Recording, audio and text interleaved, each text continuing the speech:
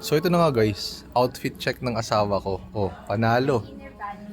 Tignan nyo naman guys. Tapos guys, tignan nyo naman yung papasuot sa akin. Oh, crop top.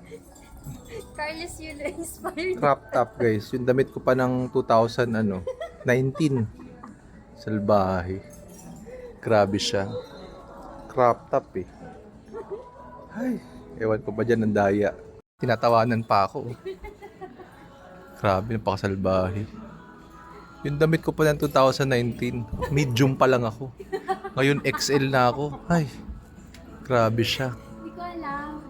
So last meal namin after ng McDo is dito sa Meview. Mevui. Ayan. So, ayan na. For 2 lang. Sa'yo, for 2. Dito na nga, hati na kami dito. Ito na yung last meal namin dito. Vietnamese. So, let's go. Tsaka isang drink lang din. Ayan na, let's go. Mga bossing, ang sarap. Kita nyo naman, ubos. Sobrang sarap. Ubos ni madam. Nakainan namin dito. Vietnamese food.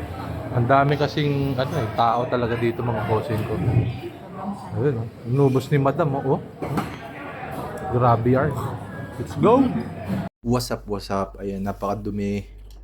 Puro kable. So, ito na nga. Last McDo. Dito sa may Valley. So, ano yung mga meron dito in order? So, ayan, tig-isa na kami kasi lagi niyang inaagaw yung sa akin. Ayan, chocolate pie. Tsaka meron dito cheese stick. Ito cheese stick to. Tapos dito, pang malakasan kasi laging naka-eco bag ang McDonald's dito mga bossing ko. So, yun lang naman. Let's go!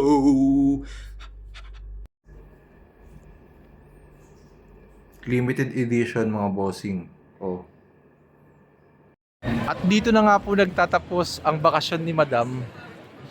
Matapos siya gumamit ng 10 sick leave. Ay! 10 sick leave, grabe naman yan. So, ayun na. Bye-bye, Valley.